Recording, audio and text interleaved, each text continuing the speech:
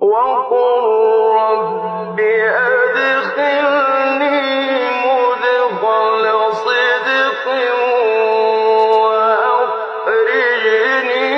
مخرج صدق واجعل لي من لدنك سلطانا نصيرا.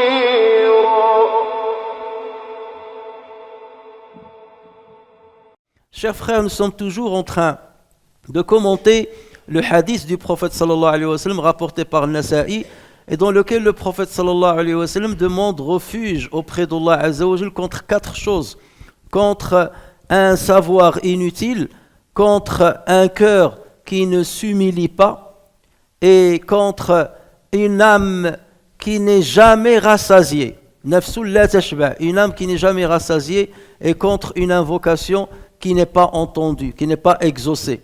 Nous avions détaillé les 2 derniers vendredis les 2 premiers refuges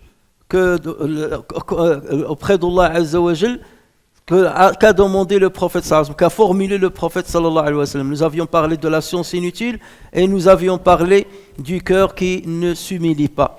Et aujourd'hui nous allons parler de ce 3e refuge, un refuge auprès de Dieu contre une âme qui n'est jamais rassasiée. Théoriquement, lorsqu'on répond aux besoins de notre âme, on doit être satisfait et doit être rassasié. Mais il y a des âmes, il y a des personnes qui ne sont jamais rassasiées, quel que soit le bienfait dont ils peuvent bénéficier.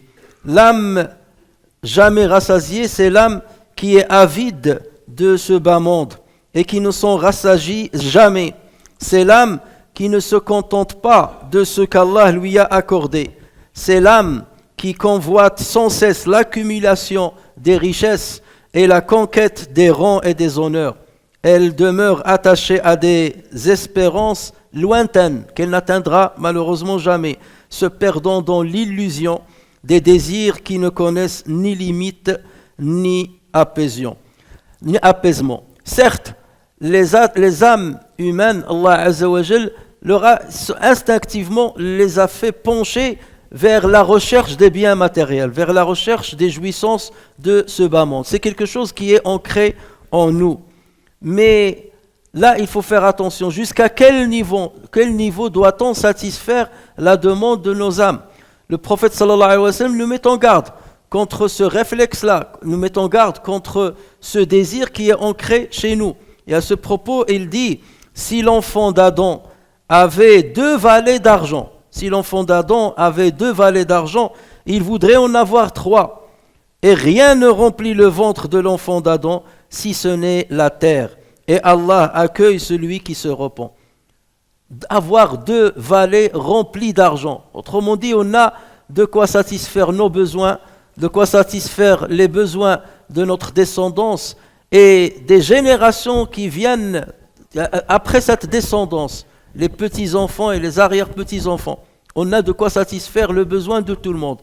Mais malgré cela, l'homme va toujours pencher à en avoir plus, Et rien ne peut le rassasier si ce n'est la terre. Autrement dit, si ce n'est l'enterrement, si ce n'est sa tombe.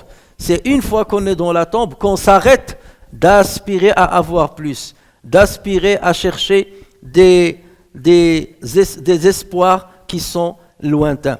C'est ainsi que l'être humain a été créé. L'âme qui n'est jamais rassasiée est le pire ennemi de l'être humain. Pourquoi? Parce qu'il le détourne de l'essentiel. Il le détourne de ce qui est censé être les priorités dans sa vie. Ce qu'on appelle al-lahu. Il le détourne d'Allah tabaraka wa ta'ala. Parce que tu rentres en concurrence entre l'appel de ta personne, l'appel de ton âme, l'appel de ton ego et l'appel d'Allah tabaraka wa ta'ala. Qui satisfaire le premier? Normalement, le musulman dans ses priorités, il doit mettre bien entendu l'adoration d'Allah Azza wa Jal et la recherche de la satisfaction d'Allah Azza wa Jal et l'obéissance d'Allah tabaraka wa ta'ala. Mais lorsqu'il court derrière la cupidité de son âme, il rentre en concurrence contre le premier dessein et c'est ainsi que les priorités se retrouvent chez lui complètement renversées. Allah tabaraka wa ta'ala nous dit dans le Coran ce qui signifie: quiconque désire labourer le champ de la vie future, autrement dit de l'au-delà, quiconque souhaite labourer le champ de la vie future, nous lui augmenterons pour lui le labour. Nous allons l'aider pour qu'il laboure dans le bon sens, ce champ-là. Mais quiconque désire labourer le champ de la vie présente, de la vie de l'ici-bas, nous lui en accorderons de ses jouissances, mais il n'aura pas de part dans l'au-delà. Il n'aura aucune part dans l'au-delà. À vous de choisir quelles sont vos priorités dans la vie. Et Allah tabaraka wa ta'ala réprimande et fait des reproches aux serviteurs qui s'engagent dans une course effrénée derrière la cupidité de leur âme. Il dit à ce propos, Alhaakumut takathur hatta zurtumul maqabir. La course aux richesses vous distrait jusqu'à ce que vous visitiez la tombe. Autrement dit, il n'y a que la tombe qui va mettre un frein net à votre course. Ça veut dire quoi, il vous a distrait? La distraction, c'est quoi? La distraction, c'est le fait de détourner la personne de ce qui est essentiel. Détourner la personne de ce qui est prioritaire. La distraction, c'est une occupation qui détourne de l'accomplissement d'une chose importante. Et Allah Azza wa Jal a clôturé Surat Takathur, par laquelle il a commencé Alhaakumut Takathur, dans laquelle il a commencé par Alhaakumut Takathur. Il a terminé en disant Thumma latus'alunna yawma idhin 'anil na'im. Puis assurément vous serez interrogés sur le jour-là sur les délices. Vous serez interrogés sur les délices que vous avez pu accumuler. Vous allez être interrogés sur chaque bienfait matériel que vous avez pu atteindre à travers votre course effrénée. Comment vous l'avez obtenu et comment vous l'avez dépensé et comment vous en avez joui et au dépend de quoi vous l'avez obtenu. L'âme qui ne se satisfait jamais, chers frères et sœurs, c'est une âme qui ne connaît pas le contentement, qui ne connaît pas du tout al-qana'a. Alors que le qana'a, c'est un trésor qui ne se limite jamais, un trésor qui est inépuisable. Chers frères et sœurs, l'âme qui ne connaît jamais de contentement, qui ne se rassagit jamais, la personne qui l'a ne connaît pas ce qu'est le qana'a, ce qu'est le contentement. Ainsi, il ne se suffit pas de ce qu'Allah Azza wa Jal lui a prescrit comme subsistance, mais il a toujours cette cupidité d'en avoir plus. Mais malheureusement, tu trouves que cette personne-là ne trouve jamais la joie. Il ne goûte jamais à la vraie joie. Pourquoi? Parce qu'à chaque fois, son âme va lui dire « cherche encore plus et tu te reposeras plus tard.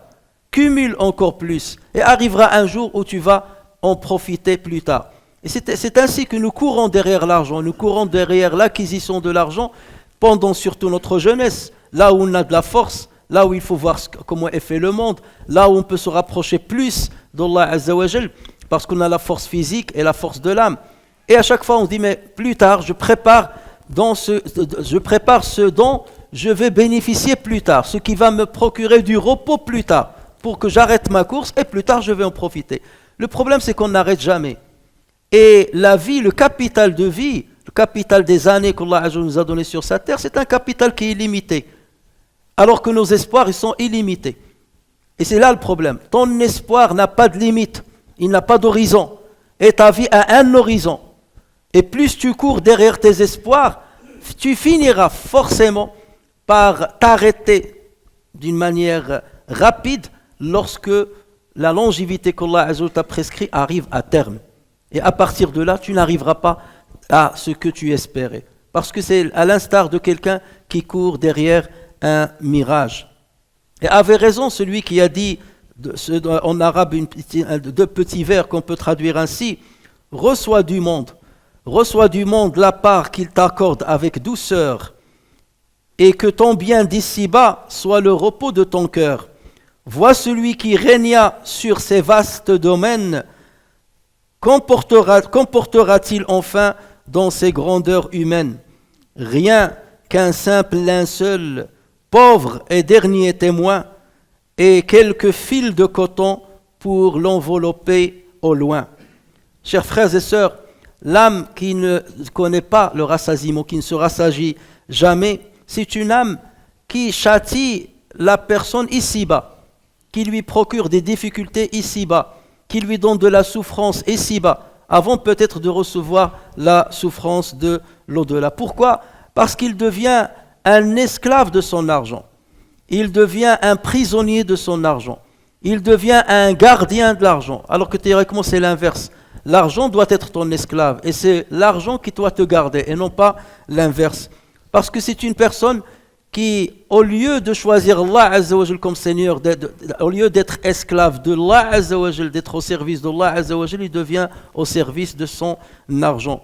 Au lieu de chercher la proximité d'Allah Azza wa Jal, il pense que la proximité de l'argent va le protéger. Or, rien ne peut te protéger si ce n'est la protection d'Allah Tabaraka wa Ta'ala qui gère le monde comme il le veut. Chers frères et sœurs, sachez que l'âme qui connaît le contentement, c'est une âme qui connaît la joie.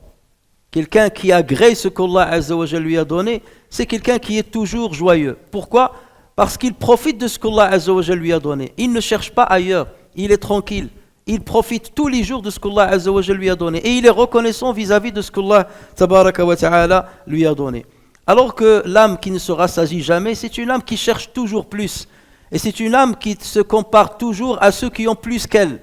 Et c'est là où il rentre dans une compétition avec d'autres personnes et jamais il n'arrive pas. Et chaque fois qu'il arrive peut-être au niveau de ces personnes en termes de richesse, il va encore commencer à regarder les personnes qui sont au-dessus de lui. Et ainsi de suite jusqu'à ce que la mort mettra un terme à sa course effrénée. Le prophète sallallahu alayhi wa sallam a été sollicité par Hakim ibn Hizam un jour qui lui a donné un peu de l'fay ou bien du butin. Et le prophète sallallahu alayhi wa sallam lui a donné un peu. Ensuite, il lui a dit, Ya Rasulallah, donne-moi encore plus. Et le prophète sallallahu alayhi wa sallam lui a donné plus. Et une troisième fois, il lui a dit, Ya Rasulallah, donne-moi encore plus. Et le prophète sallallahu alayhi wa sallam lui a donné plus. Et là, lorsque le prophète sallallahu alayhi wa sallam a remarqué de Hakim cette cupidité, il lui a donné un bon conseil. Le prophète sallallahu alayhi wa sallam lui a dit, écoute-moi bien, Hakim, cet argent est une verdure douce. Celui qui la prend avec générosité d'âme, il sera béni par Allah Azza wa Jal. Cet argent sera béni par Allah Azza wa Jal. Et celui qui le prend avec cupidité d'âme, il ne sera pas béni. Comme celui qui mange sans jamais se rassasier. Comme celui qui mange sans jamais se rassasier. Donc il finira par devenir obèse, une obésité morbide qui va l'handicaper, qui va bousiller sa vie. Et c'est ainsi la personne qui ne se rassasie jamais. Ensuite, le prophète sallallahu alayhi wa sallam de lui dire, la main qui donne est meilleure que la main qui reçoit. Et c'est là où Hakim a compris le sens et l'essence de la parole du prophète sallallahu alayhi wa sallam. Et il lui a dit, Ya Rasulallah, par celui qui t'a envoyé avec la vérité, je ne demanderai rien à personne après toi jusqu'à ce que je quitte ce monde. Et Hakim, radiyallahu anhu, a respecté son engagement. Au point qu'on raconte qu'à l'époque de Abu Bakr as-Siddiq, de la khilafa de Abu Bakr as-Siddiq, ce dernier a voulu lui donner une part de l'fay et Hakim a refusé. Et même à l'époque de Omar ibn Khattab, de la khilafa de Omar ibn Khattab, ce dernier a voulu lui donner une part de l'fay, du butin, et Hakim s'est refusé. Il a dit, j'ai donné l'engagement au prophète sallallahu alayhi wa sallam de ne jamais demander à personne quoi que ce soit jusqu'à ce que je quitte ce monde. C'est ainsi que les compagnons réagissaient avec les conseils du prophète sallallahu alayhi wa sallam. Ils les entendent par l'oreille et tout de suite après, ils prennent des décisions, des résolutions qu'ils vont respecter jusqu'au bout de leur vie. Parce que le conseil du prophète sallallahu alayhi wa sallam est précieux. Et il l'est encore plus lorsqu'on le prend en compte et lorsqu'on l'utilise dans la manière, et on l'utilise pour avoir une manière de voir la vie et avoir une philosophie avec laquelle on mène notre vie terrestre. L'imam Muslim rapporte sur Abdullah ibn Amr ibn al-As radiyallahu anhuma que le prophète sallallahu alayhi wa sallam a dit, certes a réussi celui qui est musulman, à qui Dieu a donné juste ce qui lui suffit. Alors il sera heureux. D'abord il est musulman et à qui Dieu a donné juste ce qui lui suffit et lui a donné le contentement de ce qu'il lui a donné. Allah Azza wa Jalla lui a donné juste ce qui lui suffit, mais il lui a donné autre chose.